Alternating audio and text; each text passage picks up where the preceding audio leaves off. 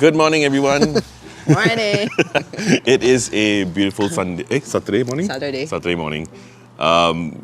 We've actually decided to start gardening. Yes, usually in Calgary, at least, spring is obviously the good time.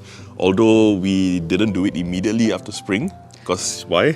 Because it's still cold in Calgary, it's still snowing compared with the other areas. So here, I don't know what zone we are in, but here in North America, there are certain zones for gardening. So it's like a guide that will tell you when would you start sowing your seeds inside and outside.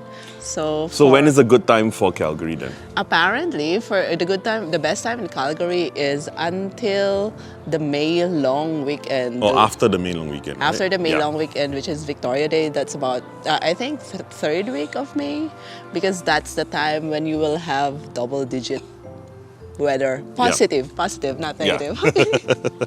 Yeah, so we started gardening. G is very excited. We went on a bit of a spree, although we forgot to film that. But we went a bit of a shopping spree, bought everything that we needed.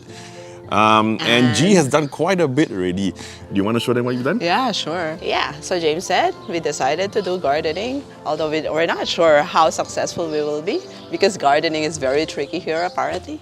But so this is the front yard that we have. It's a small patch of land, and as you can see now, I've prepared the soil. I've tilled the soil, but before this, all of this land was filled with dandelions. And if you know dandelions, it has a very deep root system, so it's difficult to take it out. So what we did is we use a shovel and then use a hoe to remove the roots. And now I hope they're ready for planting. So what we did yesterday is we took some old rose plants from our neighbor who left. So we took some old plants and some flowering plants also from a neighbor. He offered it to us, so we took it. And then we're gonna fill this. The plan is we're gonna fill it with chili peppers because there's a variety of chili peppers that we couldn't find here.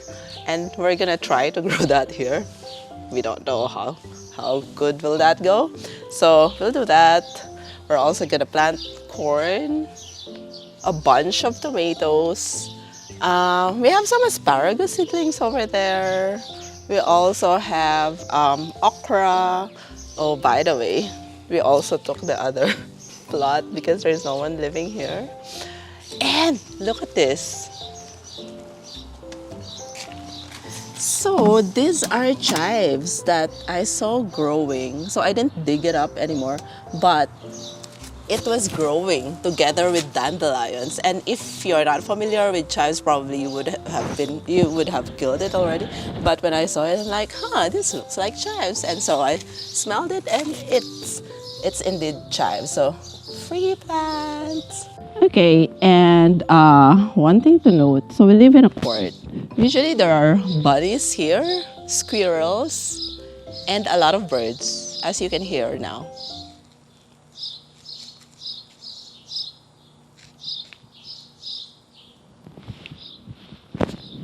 So, ideally, we should fence this so that the bunnies and the birds and the squirrels won't eat our plants. But we didn't want to spend too much anymore because we'll just be here for this growing season for just 1 year. So we didn't want to spend that much. So James looked online for other ways to deter them from coming to our garden. And one of them is putting up pinwheels. So apparently the pinwheels, like the movement, scares them. We don't know if, hopefully that's true. We'll see. Yeah, so like we have several pinwheels here. We bought it from Dollarama. So we have big ones, $4 ones. And the small ones are $1.75. So this is 12, about $15 for pinwheels. Because if we're gonna fence it, we're gonna spend probably $50. So yeah, hopefully they work. I don't know if you remember, but in the fall and in the winter, this was completely bald. Look, now it has new leaves and the buds are showing. So this is lilac. So in the summer, if it's gonna blossom I think it's gonna blossom. It's gonna be full of lilac flowers. Yeah, so other things that we have in front of our house. I'm a fan of edible gardens because I think that, it's one way of being sustainable. But I also like flowers. So I wasn't able to stop myself from buying flowers. So I think these are annual flowering plants. So these are marigolds. I think we bought it for 6 plants is I think about $4 from Home Depot. And they're very good to co-plant with, I think, tomatoes because they attract butterflies. So they attract your pollinators. So we have this. So marigolds, we have violas, so beautiful. They attract butterflies and also birds. We don't want the birds, we just want the butterflies. And we have geranium. So these two are geranium. This is a carnation, but I think it's too hot, or I don't know if the plant is not that healthy, but look, the buds have dried up. But this one hasn't yet, so I hope it's gonna bloom. Little viola, and a pepper, and this is our pesto Italian planter because we have some basil, we have some parsley, rosemary, and spring onions. So what we did was, whenever we use spring onions, we just cut off the top part and plant the lower part. And look, some sprouts are showing. See here? The sprouts are showing. And this is our mint planter. I separated the mint. So there are 2 different kinds of mint here. I don't know what this is. I think this is a spearmint. It looks very unhealthy because this was given to us by our neighbor last summer. So over the winter, it wasn't able to get much sun because it was inside the house. But it survived, and look, there are tiny, tiny sprouts there. So, and mints are pretty hardy plants. So, let's see after a few weeks on how it's going. And this is another type of mint. I don't know what type of mint it is. I got it from my colleague because her lawn is overtaken by mints. It's filled with mints. Yeah. And we have a tiny thyme. This is the thyme. I don't know. I hope it grows. It looks like it's growing. I just transplanted it 2 days ago, so that's why a lot of them look sad, like their leaves are droopy. So, but I hope they're able to recover. Yeah, we have more here. So that's my peace lily that I bought last year. It's an indoor plant, but I just wanted to get some sunlight, so that's why I brought it out. And these are the different kinds of tomatoes. These are the different types of tomatoes that we bought from a combination of Canadian Tire and Home Depot. So this is, what are you? This is an heirloom tomato, Manitoba tomato. And this is Roma window box tomato. So these are ideal, we were told. These are ideal for small gardens because you can put them in pots. And this one is, what are you? Oh, chocolate sprinkles. I bought this because it's different from the usual tomato that we know, so it's more for curiosity. We don't know if they're gonna fruit. We hope they're gonna fruit. And this is a strawberry. One of my colleagues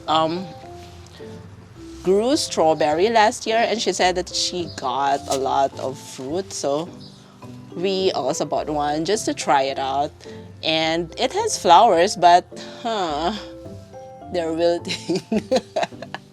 I hope they're survive. But the plant looks very healthy. And oh yeah, so this is our Brussels sprouts. So when we bought this, actually it was a bit smaller, right? Yeah. It was a bit smaller, but it has grown bigger. So yeah, it looks promising. And we just bought this yesterday. This is kale. So for this entire pot, it's $10. So not bad, because kale is like, when you buy from the grocery, it's about $2, $3 per bunch. So if this grows really well, then we will, it's worth the money, I think. So we have different types of kale because we love kale. Even James loves kale. Okay, so we bought this purple sage kale from Golden Acres. It's $2, I think. And I don't know how to use it for cooking, but I like the smell of it. And when we went to a farm once, they dry the leaves and they use it like an incense, and the smell is so nice. So I want to use it that way. And we bought another tomato. These are cherry tomatoes, right? Yeah, these are cherry tomatoes. The name is Red Robin. So it already has fruits. In Singapore, we also tried growing tomatoes, but we were Not successful. Yeah, we got like tiny fruits. And some more flowering plants. And this is the corn.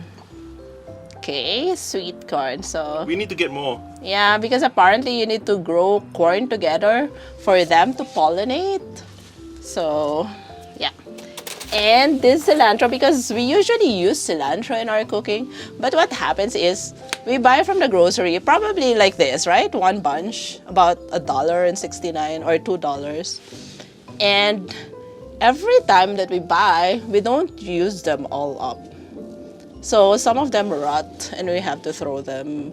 So hopefully this is a more sustainable way of using cilantro. So we're just gonna transplant it. It's a lot of plants, so I'm gonna mix it with the other herbs.